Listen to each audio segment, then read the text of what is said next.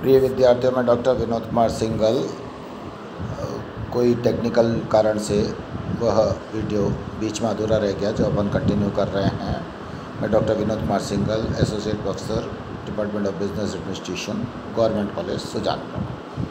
हम कर रहे थे बीमा के सिद्धांत, जिनमें कर रहे थे आधारभूत सिद्धांत, और उसमें भी डिस्कस कर रहे थे संभाव्यता का सिद्धांत, जिसमें कि हमने देखा कि बीमाकर्ता के सारे निर्णय कि बीमा करना है या नहीं किसी जोखिम का, उस जोखिम का किस सीमा तक कितनी बीमा राशि का बीमा करना है, और अगर करना है तो किन शर्तों पर करना है, प्रीमियम क्या लेना है, ये सब चीज़ें इस बात पर निर्भर करती हैं कि जिस जोखिम का बीमा करवाया जा रहा है उसके घटित होने की भविष्य में संभाव्यता कितनी है।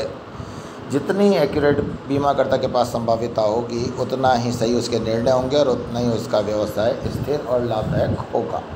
महांग जड़ता का नियम, इनर्शिया ऑफ लार्ज नंबर। वैसे तो ये जो नियम या सिद्धांत है यह संभाव्यता के सिद्धांत के ही पूरक है।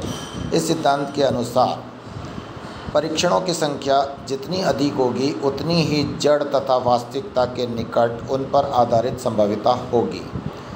अन्य शब्दों में या इंग्लिश में इसको कहते हैं larger the number of experiments, more accurate will be the result और the probability based on them. तो हमें अधिकाधिक एग्जाम्पल, साइटेशन और परीक्षणों के आधार पर ही संभाव्यता को ज्ञात करनी चाहिए। हमें सैंपल बड़ा लेना चाहिए, वेराइड लेना चाहिए, जिसमें कि सभी तरह के लोगों को शामिल किया जाए। उसके बाद हम जो संभाव्यता ज्ञात करेंगे वो संभाव्यता निश्चय ही बेहतर होगी, वास्तविकता के निकट होगी। महांग जड़ता का जो नियम है ये किसी भी सिद्धांत के प्रतिपादन में लागू होता है। हम क्योंकि कोई सिद्धांत का पालन करते हैं तो हम ये देखते हैं कि उस सिद्धांत में जो कहा गया है कारण परिणाम संबंध वैसा होता है या नहीं, तो वैसा बारंबार तभी होगा और उतनी एक्यूरेसी के साथ होगा जितना कि अपन ने परीक्षणों को ज़्यादा से ज़्यादा करके और उस पर आधारित निष्कर्ष के आधार पर सिद्धांत प्रतिपादित किया है। अब अपन शिफ्ट होते हैं बीमा के वैधानिक सिद्धांतों की ओर। बीमा का जो प्रथम वैधानिक सिद्धांत है वह है बीमा योग्य हित का सिद्धांत। बीमा योग्य हित, insurable interest, principle of insurable interest. बीमा न केवल एक आर्थिक गतिविधि है बल्कि एक सामाजिक रूप से वांछित कल्याणकारी क्रिया भी है, और इसका मूल उद्देश्य ही प्राप्त हो, ना कि इसका दुरुपयोग किया जाए, इस बात को सुनिश्चित करने के लिए ही बीमा योग्य हित का सिद्धांत अस्तित्व में आया। से फॉर एग्जाम्पल बीमा के अनुबंध में, बीमा अनुबंध को संयोगिक अनुबंध कहते हैं, क्योंकि जिस जोखिम का बीमा बीमाकर्ता द्वारा किया जाता है या जो जोखिम बीमाकर्ता द्वारा संवृत्त की जाती है उस जोखिम के उत्पन्न होने या न होने की समान रूप से संभावना रहती है। और ऐसी स्थिति में यह संयोग है कि बीमाकर्ता का दायित्व अनुबंध के तहत उत्पन्न हो भी जाए और न भी हो।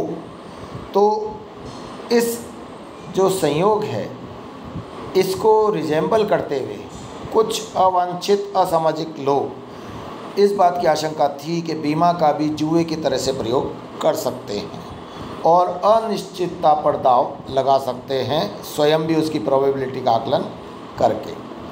लेकिन जो बीमा गतिविधि प्रारंभ की गई, इसको बीमा के व्यवसाय के रूप में विकास हुआ, वह सब ठीक है, लेकिन ये बात सुनिश्चित की गई कि यह एक शुद्ध कल्याणकारी गतिविधि के रूप में रहनी चाहिए और लोग इसका जुए के रूप में प्रयोग न करने लग जाएं। इसलिए वास्तव में बीमा कराने का औचित्य केवल उसी व्यक्ति के लिए रखा जाना चाहिए जिसका कि उससे आर्थिक हित जुड़ा हुआ हो। सर्वप्रथम तो ऐसा व्यक्ति ही जब बीमा कराएगा तो ही बीमा सार्थक होगा, वरना ऐसा व्यक्ति जिसका कि संयोगिक जोखिम या अनिश्चित जोखिम से कोई लेना देना नहीं है, यदि वो उस जोखिम का बीमा करा रहा है तो ये मानकर चलिए कि वो नॉमिनल राशि दाव पर लगाकर अप्रत्याशित लाभ कमाना चाह रहा है, जो बीमा में कतई ही इजाज़त नहीं दी जा सकती। इसी कारण से बीमा योग्य हित के सिद्धांत का प्रतिपादन किया गया। इस सिद्धांत के अनुसार केवल वही व्यक्ति बीमा अनुबंध के अंतर्गत आर्थिक राहत पाने का अधिकारी है जिसका कि बीमित विषय वस्तु में बीमा योग्य हित हो। अब प्रश्न उठता है बीमा योग्य हित से क्या आशय है। बीमा योग्य हित बीमित का बीमा योग्य विषय वस्तु में वह आर्थिक हित है जिससे कि उस विषय वस्तु के बने रहने पर बीमित का आर्थिक कल्याण होगा तथा विषय वस्तु के नष्ट हो जाने पर उसे आर्थिक हानि होगी अथवा उसका आर्थिक दायित्व उत्पन्न होगा। शुद्ध शब्दों में अगर हम कहें तो बीमा योग्य हित बीमित विषय वस्तु में बीमित का केवल आर्थिक हित है।